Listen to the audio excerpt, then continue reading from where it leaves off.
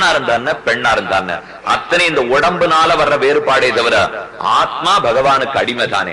அந்த ஈஸ்வரனான் எம்பெருமானுக்கு அடிமைங்கிற ஒரே ஜாதி. எதே போல அழகா வேதாந்த தேசிகன் சாதித்தார். யதா இந்த வேணுரந்திர விபேதேன விட்டு புராணத்திலே பராசரர் தெரிவிக்கிறார். புல்லாங்குழல் ஊதுறதுக்கு ஆரம்பிக்கிறோம் இல்லையோ, புல்லாங்குழல்ல ஓட்ட வச்சிருப்பா. இந்த காத்து வரும், அது வழியா நான் ஒரு ஓட்டையை மூடிப்பேன். ஒரு ஓட்ட வழியா காது வெளியில வரும். ஒரு ஓட்டையில காத்து வந்ததுன்னா ஷட்ஜம், இன்னொன்னுல வந்ததுன்னா ரிஷபம், இன்னொன்னுல வந்ததுன்னா காந்தாரம், இன்னொன்னுல வந்ததுன்னா மாத்தி மாத்தி மாத்தி ஸ்வரஸ்தானம் வருது இல்லையோ. உடனே கேட்டான், இல்ல சுவாமி ஷட்ஜம் வரணும்னா வேற காத்து உள்ள போனோம், ரிஷபம் வரணும்னா வேற காத்து உள்ள போனோம், காந்தாரம் வரணும்னா வேற காத்து உள்ள போனோம்னா போகுமா? இங்கேயான ஒரே காத்து தான் புல்லாங்குழலுக்குள்ள போகும். ஆனா எந்த ஓட்ட வழியா வெளியில வருதோ அந்த ஓட்டைக்கு தகுந்தாப்புல ஸ்வரஸ்தானம். அதே போல ஆத்மா அத்தனை பேரும் ஒரே மாதிரி தான் இருப்பான். ஆனா இந்த சரீரம் எப்படி எடுத்துக்கிறானோ அதுக்கு தகுந்த மாதிரி நடப்பான். உடம்பை எடுத்துக்கு தகுந்த மாதிரி ஆத்மா நடக்க போறான். அதுக்கு நான் ஆத்மால வேறுபாடா கிடையாது. எல்லாரும் ஒரே மாதிரி ஆத்மாக்கள் தான். இத வேணுரந்திர விபேதேனான்னு காட்டினார். இன்னொன்னு பார்க்கலாமா? கவாம் அநேக வரணானாம் க்ஷீரஸ்ய தூ ஏகவரணதா. பசுமாடு நிறைய வரணம். இது பச்சை பசுமாடு, சிவப்பு பசுமாடு, புள்ளி போட்ட பசுமாடு, கோடு போட்ட பசுமாடு, எல்லாம் 100 பசு நிறுத்தி வச்சிருந்தது. கறந்தோம். போனதுல இங்க எங்கேயோ கோரேகாவன் ஒரு இடத்துல சொல்ல போனேன். போன இடத்துல பார்த்தா மொத்தம் எருவு மாடு. இந்த ஊர் முழுக்க எருமாடா நிறுத்தி வச்சிருக்கு. அது தேவையில்ல, பார்த்தா ஒரே கருப்புல இருக்கு. ஆனா இந்த பசுமாட்டை பார்த்தோம்னா ஒண்ணு கருப்பு, வெள்ளை, பச்சை, அது மாறி மாறி இருக்குமோ இல்லையோ. அதனாலதான் கவாம் அநேக வரணானாம்.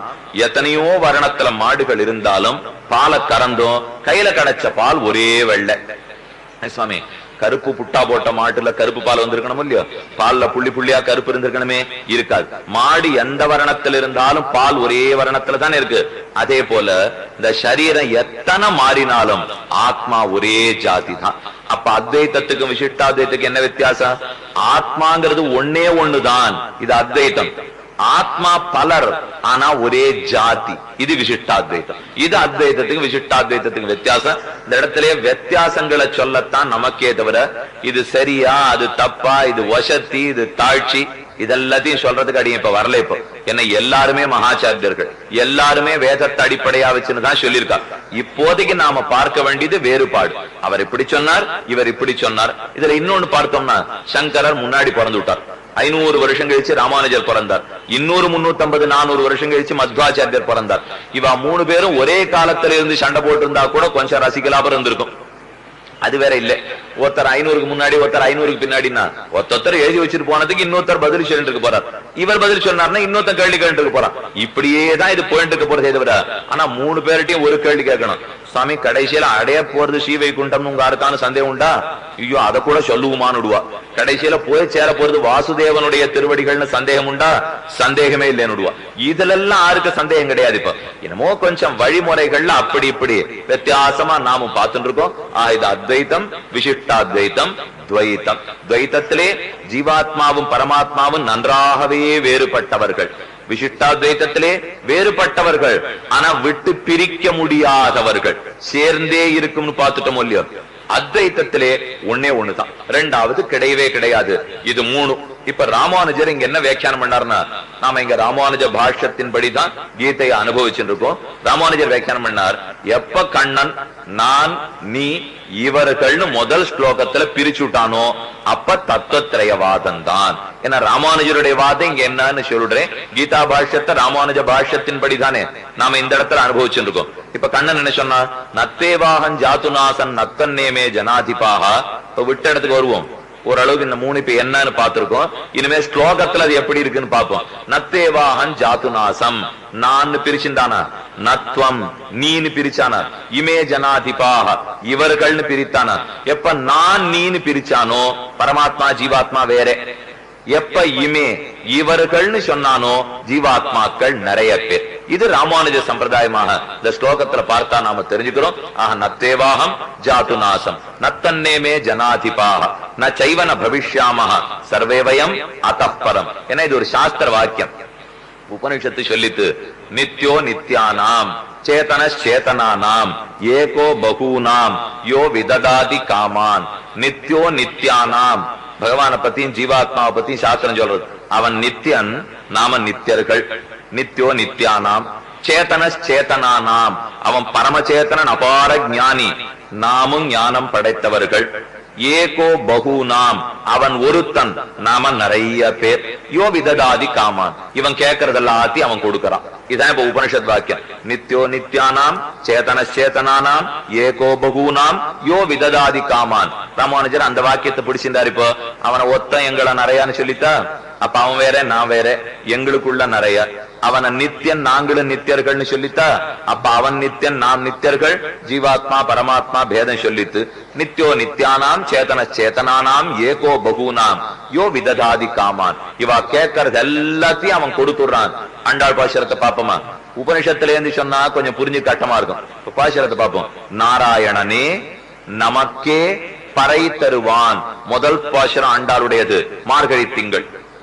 அதுல நாராயணனேன்னு சொன்னா நமக்கேன்னு சொன்னா, இந்த ரெண்டு சொல்ல மட்டும் வச்சுங்க. நாராயணன் நான் பிரிச்சு எடுத்தா, இப்ப நாராயணன்கிறது பரமாத்மா, நான்கிறது ஜீவாத்மா. நாராயணனே எனக்கேன்னு ஆண்டாள் சொல்லல, நமக்கேன்னு சொன்னாலா, அப்ப ஜீவாத்மாக்கள் பலர்னு கிடைச்சிடுது. ஆக நாராயணன்கிறவன் பரமாத்மா, நான் ஜீவாத்மா, ஜீவாத்மாக்கள் ஒன்னில்லே பலர், அதனால நமக்கேன்னு சாதித்தாள். நாராயணனே நமக்கே பறை தருவான், கேட்டதெல்லாத்தையும் கொடுப்பான்னு சாஸ்திரம் சொல்லி சொல்லியோ. அதனால யோ விததாதி காமான், பறை கொடுக்கிறான்ங்கிறது ஒன்னும் உபனிஷத்தை தேடி கட்டப்படணுங்கிறதே இல்லை. சுலபமான தமிழ்ல ஆழ்வார் பாசுரம் அதே அர்த்தத்தை சொல்லும். அதனாலதான் 4000 திவ்ய பிரபந்தத்துக்கு இத்தனை ஏற்ற நம்முடைய சம்பிரதாயத்திலே வேதம் தமிழ் செய்த மாறன் எய்தற்கரிய மறைகளை 1000 தமிழால் செய்தற்குலகில் வரும் சடகோபனை சிந்தையுள்ளே சபைங்கிறதுக்காக இதை சொல்றேன்னு நினைச்சிட வேண்டாம். அதுக்காகவும் வச்சுங்கோ. என்னவா இருந்தாலும் ஒத்தொத்தனும் ஸ்ரீ ராமானுஜருடைய வைபவத்தை தெரிஞ்சுன்னு தானே ஆகணும். அதனால அமுதனார் சாதித்தார், வேதம் தமிழ் செய்த மாறன், வேதத்தை தமிழாக்கி கொடுத்தார் சுவாமி நம்மாழ்வார். 4000 பாசுரங்களுக்குமே அதுதான் பிரபாவம். வேதத்தை அப்படியே தமிழாக்கித்தான். இப்ப வேதாந்த வாக்கியம் பார்த்தோம், நித்யோ நித்யானாம் சேதனச்சேதனானாம் கட்டப்படுது. அதே நாராயணனே நமக்கே பறை தருவான், உடனே புரிஞ்சு படுறது இல்லையோ. அதே அர்த்தத்தான் இங்க கண்ணனும். நத்வேவாகம் ஜாதுநாசம் நத்வன்னேமே ஜனாதிபாக ந செய்வன பவிஷ்யாமஹ சர்வே வயம் அத்தப்பரம். ஒரு சின்ன அழகான ரொம்ப ஆசையான சில கேள்விகள்லாம் ராமானுஜர் கேட்டுக்கார் இந்த ஸ்லோகத்திலே. அத்வைதத்திலே ஒத்தனே ஒத்தன் தான் ஜீவாத்மான்னு சொன்னார் இல்லையோ. அப்ப மத்தெல்லாம் யாரு? கல்பனம், கற்பனை பண்ணி பார்க்கிறோம், அத்தனையும் பொய். இதான் அத்வைதத்துல சொல்லப்பட்டிருக்கு. ராமானுஜர் ஒரு சின்ன கேள்வி கேட்டார். இப்ப யாரான ஒத்தனே ஒத்தன் தான் ஆத்மாவா இருக்கணும்னா, இது சங்கரர் காலத்திலேயே இந்த கேள்வி வந்தது. அவர் சொன்னார் ஒன்னே ஒண்ணுதான் ஆத்மானுட்டு. உடனே என்ன பண்ணா, எழுந்து மத்தொருத்தான். அப்ப எங்க உடம்புல எல்லாம் ஆத்மா இல்லையோ இல்லையோன்னா, ஆமா இல்லேன்னாரு சங்கரர். உடனே கேட்டா, அப்ப நான் என்னத்துக்கு சந்தியாவந்தனம் பண்ணணும்? ஆத்மா இருந்தா தான் கர்மா பண்ணணும், கர்மா பண்ணா மோட்சம் கிடைக்கும். ஏதோ ஒரு ஆத்மா மோட்சத்துக்கு போறதுக்கு நான் என்னத்துக்கு என் கர்மா பண்ணணும்னா? ஏன்னா ஒரு சரீரத்துக்குள்ளதான் ஆத்மா இருக்க போறது, மத்ததெல்லாம் போய். அப்ப அவன் பண்ணிக்கிட்டமே, நான் நிறுத்தி விடுறேனேன்னா. சங்கர் ரொம்ப சாமர்த்தியமா பதில் சொன்னார். ஐயோ, அது உன் உடம்புக்குள்ள இருந்தா என்ன பண்றதுன்னார். அது தெரியாது இல்லையா? ஏன்னா ஒரே ஒரு ஆத்மான்னு சொல்லிட்டோம். இப்போ அந்த ஆத்மா எந்த உடம்புக்குள்ள இருக்கு நமக்கு தெரியாது இல்லையா? அதனால எல்லாருமே பண்ணிட்டு இருக்க வேண்டியதான், வேற வழியே கிடையாது. எங்க இருக்குன்னு தெரிஞ்சுட்டா சரி, மத்த எல்லாரும் விட்டுடுறேன் நான் மட்டும் பண்றேன்னு சொல்லலாம். அது எங்க இருக்கு நமக்கு தெரியாதே. நிர்விசேஷ கூட்டஸ்த சின்மாத்திரம் பிரம்ம ஏகமேவ, ஒன்னே ஒன்னு. இப்போ ஆச்சாரியனான கீதாச்சாரியன் அர்ஜுனனுக்கு உபதேசிக்கிறான். வாஸ்தவம் இதுல கண்ணன் அந்த உண்மையான ஆத்மாவா இல்ல கண்ணன் கல்பித்த ஆத்மாவா? ஏன்னா ரெண்டாவது ஆத்மா அத்வைதத்தின்படி கிடையாது. இதுக்கு விகல்பம்னு பேர். விகல்பம்னா மாத்தி மாத்தி கேள்வி கேட்பா. அந்த கேள்வி ஒன்னொன்னா பதில் சொல்லணும் வந்தோன்னா எங்கேயான இடத்துல சிக்கிப்போம். இது ராமானுஜர் கொஞ்சம் விகல்பம் பண்ணார் இந்த இடத்துல. ஆச்சாரியனா கண்ணன் உபதேசிக்கிறான் இல்லையோ, அவனை நீர் உண்மையான ஆத்மான்னு சொல்றீரா இல்ல இந்த ரெண்டாவதுங்கிறது பொய் இருக்கும் இல்லையோ, இந்த பொய்யான ஜீவாத்மான்னு சொல்றீரான்னு யோசிச்சு பார்த்தோம். கண்டிப்பா கண்ணன் உண்மையான ஆத்மாவா தான் இருக்கணும், அதனால அவன் தான் உண்மை. அப்ப அடுத்த கேள்வி என்ன வருது தெரியுமா? அர்ஜுனன் கேட்டு இருக்கானே, அவன் உண்மையான ஆத்மாவா பொய்யான ஆத்மாவா? இப்ப கண்ணனை உண்மையான ஆத்மான்னு ஒத்துனுட்டேன்னா ரெண்டாவது ஆத்மாவனை அத்வைதத்தின்படி ஒத்துக்க முடியாது. அப்ப அர்ஜுனன் பொய். அப்ப என்ன ஆகும் தெரியுமா? பொய்யான ஆளுக்கு உபதேசிக்கிறோன்னு கூட தெரியாமையா கண்ணன் உபதேசிச்சுட்டு இருக்கான். இப்போ இந்த தப்ப கண்ணன் கண்டிப்பா பண்ண மாட்டான். ஏன்னா அவனே உண்மையான பிரம்மம். பிரம்மத்துக்கு அஜ்ஞானம் வந்து இவன் பொய்ன்னு தெரிஞ்சீங்க உபதேசம் பண்ணிட்டு இருக்குமா? பண்ணாது. முதல் வாதம் அடிபட்டு போகும். ரெண்டாவது, இல்ல சுவாமி கண்ணனை கல்பித்த ஆத்மான்னு சொல்லுவோம். அப்ப அர்ஜுனனை உண்மையான ஆத்மான்னு சொல்லிடலாமா? உடனே அழகா சொன்னார், கண்ணன்கிற ஆச்சாரியன் பொய்யான ஆத்மான்னா பொய்யான ஆத்மா கொடுக்கிற ஞானமும் பொய்யாத்தான் இருக்கணும். அந்த ஞானம் உண்மையாகாது. அப்ப ஆச்சாரியன உண்மைன்னு ஒத்துண்டா சிஷ்யம் போய் வாயை திறக்கிறதுக்கே வழி இல்லை, உபதேசமே பண்ண முடியாது. சிஷ்யனை உண்மைன்னு ஒத்துனுட்டா ஆச்சாரியன் போய், ஆச்சாரியன் பொய்னா பண்ற உபதேசமும் போய், உபதேசத்தை கேட்டுக்கிறதுலயே அர்த்தம் கிடையாது. இதனால ஆச்சாரிய சிஷ்ய பாவமே வராது. அத்வைத்தத்தின்படி கண்ணன் வாயை திறந்திருக்க கூடாதுன்னு ராமானுஜர். என்ன திறக்கிறதுக்கு வழி கிடையாது இல்லையோ. யாரோ தான் அவனை போயின்னு ஒத்துக்கணும், இல்ல என்ன போயின்னு ஒத்துண்டாகணும். இது முதல் சமம். ரெண்டாவது, அத்வைத்தத்தின்படி நான் இதெல்லாம் நிறையான்னு தப்பா நினைச்சுட்டு இருக்கேன். எனக்கு ஞானம் வந்துருத்துன்னா இதெல்லாம் தவறுன்னு தெரிஞ்சு விடுவேன். எல்லாம் ஒன்னே ஒண்ணு தானு புரிஞ்சு விடுவேன். பேத ஞானம்ங்கிறது நிறையான்னு தெரிஞ்சுக்கிறது. அத்வைத்தத்தின்படி பேதம்னு தெரிஞ்சுட்டாலே அஜ்ஞானம்னு அர்த்தம், அபேதம்னு தெரிஞ்சுட்டா ஞானின்னு அர்த்தம். என்ன பேதத்தை பார்த்தோம்னாலே அது அஜ்ஞானம், எதுன்னு தெரியாம பேசுறான்னு பொருள்.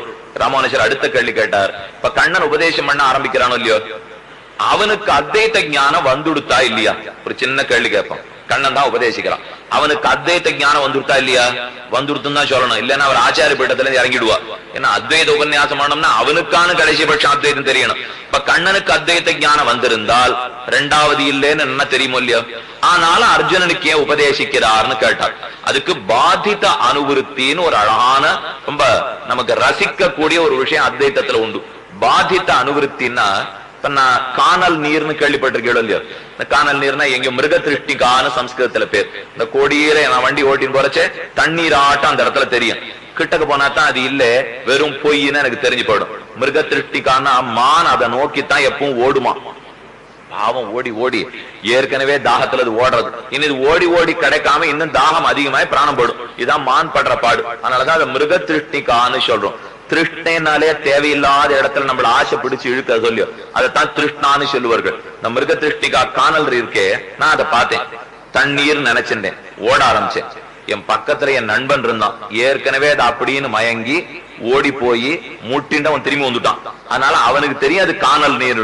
உடனே தடுத்தான், கிருஷ்ணா போகாதே, அது காணல் நீர் அப்படின்னு எனக்கு சொல்லி கொடுத்துட்டான். இனிமே அந்த இடத்துல காணல் நீர் தெரியும்னு நான் புரிஞ்சுட்டேன், ஓட மாட்டேன். ஆனா திரும்ப நான் அதே இடத்துல பார்த்தா காணல் நீர் தெரியுமா தெரியாதா? இப்ப இவன் சொல்லி கொடுத்தாங்கிறதுக்காக அது தெரியாம இருக்காது. நான் இப்ப காணல் நீரை பார்த்தாலும் திரும்பது காணல் நீராத்தான் தெரியுமே தவிர இவன் சொல்லி கொடுத்ததுக்காக எங்கிட்ட எண்ணம் மாறிவிடாது. இன்னொன்னு சொல்றேனே, ஒரு புடவை நன்னா மடிங்கோ, மடிச்ச அப்புறம் அதை கொளுத்திடுங்க. கொளுத்தினா மடிப்புடவை வெந்தாலும் அப்படியே புடவையாட்ட அது மடிஞ்சு இருக்கும். எது வரைக்கும்? காத்தடிக்கிற வரைக்கும். காத்து அடிச்சதுன்னா சாம்பல் தூள் தூளா ஓடி போயிடும். அப்ப புடவையை எரிச்சுட்டோம்னா அதே மாதிரி தெரியறது இல்லையோ. ஐயோ புடவைன்னு கிட்டக்க போனேன், உடனே பக்கத்துல அது எரிஞ்சு போயிடுது. அது இப்ப புடவை இல்லை, தொடாதேன்னு சொன்னா விட்டுட்டேன். இப்ப சங்கராச்சாரியர் என்ன சொல்றாருன்னா, கண்ணனுக்கு அத்வைத ஞானம் வந்துடுது, ஆனாலும் பாதித அனுவிருத்தி. பாதித்தம்னா ஏற்கனவே விளக்கப்பட்டது மறுபடியும் தோன்றதான். ஏற்கனவே எதை விளக்கிட்டோம்? காணல் நீர்ங்கிறத விளக்கிட்டோம் இல்லையோ. ஆனா பார்த்தா மறுபடியும் தோன்றது இல்லையோ. அதே போல கண்ணனுக்கு அர்ஜுனன் தப்பு, அர்ஜுனன் பொய்ன்னு தெரியும், எல்லாரும் சொல்லி கொடுத்தா எடுத்து, ஆனாலும் தெரிஞ்சது மறுபடியும் கண்ணுக்கு தோத்துறது இல்லையோ. அத போல அர்ஜுனன் ஒரு ஆத்மானு தோத்தி சொல்லிட்டு இருக்கான். இதுக்கு தான் பாதித அனுவிருத்தின்னு பேர். கண்ணனுக்கு அத்வைத ஞானம் வந்துடுது, எல்லாமே பொய்ன்னு தெரியும். காணல் நீர் பொய்ன்னு தெரிஞ்சாலும் எனக்கு மறுபடியும் கண்ணுக்கு படுறது இல்லையோ. அத போல அர்ஜுனன் உண்மையாட்டம் கண்ணுக்கு படுறான், அதனால உபதேசிக்கிறான். தப்பு இல்லைன்னாரு சங்கரர். புரியும் நினைக்கிறேன். ஏன்னா காணல் நீரை பார்த்தாலும் தப்புன்னு தெரிஞ்சாலும் ஆனாலும் அது திரும்ப பார்த்தா காணல் நீரா தெரியறதா. அதே போல கண்ணனுக்கு அத்வைத ஞானம் வந்துடுத்து. அத்வைத ஞானம் வந்துடுத்துன்னா தான் மட்டும்தான் உண்மை, மத்ததெல்லாம் பொய்ன்னு தெரிஞ்சுட்டான்னு அர்த்தம். அர்ஜுனனும் பொய்ன்னு தெரிஞ்சுட்டான். ஆனா காணல் நீராட்டம் பார்த்தா அர்ஜுனன் தெரியறான் இல்லையோ, அதனால உபதேசிக்கிறான். ராமானுஜர் ரொம்ப அழகா ஒரு கேள்வி கேட்டார். ரொம்ப சரி, இந்த காணல் நீரை பார்த்து காணல் நீர்னு தெரிஞ்சுட்டானோ இல்லையோ, பார்த்தா காணல் நீர்னு கண்ணுக்கு படும். ஆனா அடுத்த நாள்ல இருந்து அதை நோக்கி ஏமாந்து ஓட ஆரம்பிப்பனா? கண்டிப்பா மாட்டான். அதுதான் தெரிஞ்சுபடுத்தவில்லை காணல் நீர்னு. கண்ணுக்கு பார்த்தா காணல் நீரா தெரியும், ஆனா அது கிட்டக்க நான் போகவே மாட்டேன்.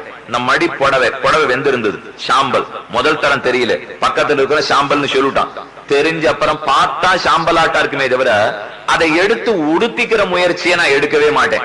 அதனால ராமானுஜர் அழகா சாதித்தார், பாதித அனுவிருத்தியே இருக்கட்டும், அர்ஜுனன் கண்ணுக்கு படுறதாகவே இருக்கட்டும், எப்ப அத்வைத ஞானம் வந்துடுத்தோ அவனுக்கு உபதேசம் பண்ற முயற்சியான அவன் எடுக்காது இருந்திருக்கணும். என்பது விசிஷ்டாத்வைத்தத்தினுடைய முக்கியமான கொள்கை. என்ன பார்த்தா அர்ஜுனன் தெரிஞ்சாலும் பொய்ங்கிற ஞானம் தான் எனக்கு வந்துடுது. அதனால திரும்ப நான் அதை உபன்யாசம் பண்ண வேண்டிய தேவை கிடையாது சொல்லியோ. இப்படி சில இது ஒண்ணு இல்ல, இதே போல வேணும்னா அடுத்த 5 நாள் பார்த்துட்டு இருக்கலாம். அத்தனை எழுதி வச்சிருக்கா பூர்வர்கள்லாம். இப்படியே சொல்லிருந்தேன்னா கண்டிப்பா நீங்க அடுத்த தரம் கூப்பிட மாட்டேன். அதனாலதான் இத்தோட நிறுத்தி விடுறேன். இப்ப இதே போல எத்தனையோ விஷயங்கள் தர்க்க ரீதியாக பூர்வாச்சாரியர்கள் இந்த சித்தாந்தத்தை நிரூபிக்கிறதுக்காக இப்படியே தான் மேல படிச்சுட்டு வருவா. சில பேர் சொல்லுவா மத்த படிப்பெல்லாம் இல்லைன்னா வேதாந்த படிப்பா அவ்வளவுதான், இந்த ஒண்ணுமில்லாத போனதெல்லாம் வேதாந்த படிச்சுட்டு இருக்கும்னு. கண்டிப்பான முறையில் அது கிடையவே கிடையாது. அபார ஞானிகள் தான் வேதாந்தத்துக்கு வர முடியுமே தவிர என்னமோ மத்த படிப்பு இல்லைன்னா நீ பாடசாலைக்கு போங்கிற அளவுக்கு நாம ஆக்கிட்டோம். அது அப்படி கிடையாது. பாடசாலைக்கு போனவெல்லாம் மகாவித்வானாத்தான் இருந்திருக்கான். கேட்டா ஒரு ராமானுஜரோ சங்கரரோ இன்னைக்கு வியாபாரம் பண்ண வந்திருந்தா தெரியும் உலகம் எப்படி இருந்திருக்கும்.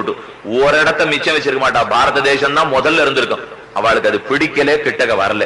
அவளுக்குதான் உண்மையே தவிர ஏன்னா இது இத்தனையும் பண்ணி பார்த்து ஒண்ணுமில்லைன்னு தெரிஞ்சுட்டான். இந்த ஜென்மத்தில இல்ல, வேற ஜென்மத்திலே ஏதோ ஒரு ஜென்மத்துல தெரிஞ்சுக்கிறோம். அதனால ஒண்ணும் ஆங்கில படிப்பு மட்டும்தான் வசத்தி, இதெல்லாம் ஒண்ணுமில்லை, ஏதோ கதையை போக்கின்னு இருப்பான்னு தயவுசெய்து யாரும் நினைச்சிட வேண்டாம். இதுல இருக்கிற ஆழ்ந்த புலமைங்கிறது அடியேன்னு பார்த்துட்டேன். அடியே 2 படிப்பும் படிச்சுட்டு தான் சொல்றதுக்கு வந்தேன். எல்லாம் பார்த்தாச்சு. அது ஏதோ கொஞ்சம் மனப்பாடம் பண்ணி கொண்டு போய் எழுதிட்டு வந்தா போறோம், கிடைச்சிரும், முடிஞ்சு போச்சு அத்தோட. இதுல அது நடக்கவே நடக்காது.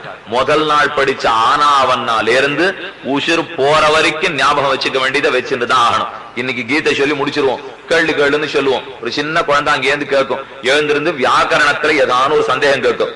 தெரியாதுன்னு சொன்னா வித்வானுக்கு பேர் போடும். அவன் அன்னிலேருந்து இன்னி வரைக்கும் அத்தனை ஞாபகம் வச்சிருந்தாகணும். ஆனா இன்னைக்கு வெளியில இருக்கிற படிப்புல என்ன பண்ண பாருங்க, முதல்ல 1 வருஷம் படிச்சு எழுதிருந்தோம், ஞாபகம் வச்சுக்க முடியாதுன்னு 6 மாசம் ஆக்கிவிட்டான். இப்போ அந்தந்த 6 மாச கல்வின்னா என்ன அர்த்தம்? 6 மாசம் படிச்சது அத்தோட மறந்துடலாம்னு அர்த்தம். வேற ஒன்னதுக்கு அர்த்தமே கிடையாது. இந்த 6 மாசத்தை அடுத்த 6 மாசம் ஞாபகம் வச்சுக்க வேண்டாம், அடுத்த 6 மாசத்தை அதுக்கு அடுத்த மாசம் ஞாபகமே வச்சுக்க வேண்டாம். இந்த மாதிரி நம்ம சித்தாந்தத்துல நடக்காது. அடிப்படையில என்ன தெரிஞ்சிட்டோமோ கடைசி மூச்சு வரைக்கும் அத்தனையும் ஞாபகத்துல வச்சுன்னு தான் ஆகணும். ஆக தர்க்க ரீதியாக உபதேசிக்கிறார். நத்தேவாகம் ஜாதுநாசம் நத்தன்னேமே ஜனாதிபாக நைவன பவிஷ்யாமஹ சர்வேமய தப்பரம். அதனால் அர்ஜுனா, நீ நித்தியம், நான் நித்தியம், இவர்களும் நித்தியர்கள். நித்தியத்துவத்தை தான் முதல்ல ஸ்தாபிக்க போறான். ஆத்மா நித்தியம், தேகம் அநித்தியம். அதுல ஆத்ம நித்தியத்துவத்தை 12வது ஸ்லோகத்துல பார்த்தோம். அப்புறம் உடனே அர்ஜுனன் கேட்டா, இது ஒரு ஸ்லோகம் கண்ணன் சொன்ன உடனே அர்ஜுனனுக்கு ஒரு சந்தேகம் வரும். அதுக்கு பதிலாத்தான் அடுத்த ஸ்லோகம் இருக்கும். எல்லா சந்தேகமும் உள்ள கேள்வியா இருக்குன்னு சொல்ல முடியாது. வியாக்கியாதாக்கள் எழுதுவா. நேத்தே சொன்னோம் இல்லையோ, பிரதிவச்சனாத்து பிரஷ்னார்த்தான்னு பேர். என்ன பதில் வருதோ அதை வச்சு கேள்வி என்னன்னு யூகிச்சுக்கணும். அத போல இப்ப அர்ஜுன் உடனே கேட்டான், நேத்திக்கு நித்தியம், இன்னைக்கு நித்தியம், நாளைக்கு நித்தியங்கிற, என்னன்னைக்குமே உண்டுங்கிற, அப்ப பிறப்பு இறப்புன்னு உலகத்துல நடைமுறையில இருக்கே, அது என்னதுன்னா திறக்கிறோம். நாம எல்லாம் பிறந்திருக்கோம். என்னைக்கு பிறந்தீர்? 1963. உடனே எழுதி வைக்கிறோம். இந்த நாள் 1017 ராமானுஜர் பிறந்தார். இந்த நாள் இப்பப்ப பிறந்தாருங்கிறோம், இப்பப்ப இறந்தார்னு சொல்றோம். அப்ப பிறப்பு இறப்பு இருக்கிறதா இருக்கே, நேத்திக்கு உண்மை, இன்னைக்கு உண்மை, நாளைக்கு உண்மை, என்னைக்கு உண்மைன்னா அப்ப பிறப்பிறப்புன்னு ஒண்ணு தேவையே கிடையாதுன்னு அர்ஜுனுடைய சந்தேகம். அதுக்கு பதில் சொல்றான் 13வது ஸ்லோகம். தேகினோஸ்மின் யதா தேகே கௌமாரம் யௌவனம் ஜரா ததா தேகாந்தர பிராப்திஹி தீரஸ்தத்தர ந முஹ்யதி. அர்ஜுனா, தீரஹ நன்ன ஆத்மாவை பத்தி தெரிஞ்சின்றவன் ந முஹ்யதி, சோகப்படவே மாட்டான், துன்பப்படவே மாட்டான். ஏன்னா தேகினஹ அஸ்மின், தேகின ஆத்மாவுக்கு பொருள். தேகம் உடல், தேகி உடலை படைத்த ஆத்மா. இந்த உடலை உடைய ஆத்மாவுக்கு தேகின்னு பேர், இதுக்கு தேகம்னு பேர். தேகினஹா அஸ்மின் தேகினோஸ்மின் யதா தேகே அஸ்மின் தேகே, இந்த தேகத்தில் உடலில், தேகினஹா தேகியான ஜீவாத்மாவுக்கு யதா கௌமாரம் யௌவனம் ஜரா.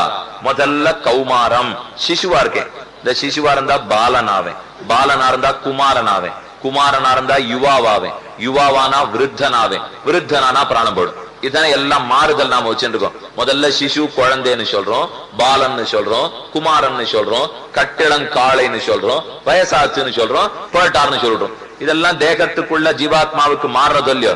அர்ஜுனனை பார்த்து சொன்னா, இது மாறிண்டே போனாப்புலதான் அர்ஜுனா இந்த போனப்புறம் அடுத்த சரீரம் வர்றதும். நீ என்னமோ தனியா அதை நினைச்சு அழுதுட்டு இருக்க, ஒண்ணும் வித்தியாசம் இல்லை. இப்போ இந்த சிசு பாலனானா, பாலன் குமாரன், குமாரன் யுவா, யுவா விருத்தன் போயிட்டான். இதுக்கு அதுக்கு எந்த சம்பந்தமும் வித்தியாசமும் கிடையவே கிடையாது, எல்லாமே ஒரே மாதிரி தான்.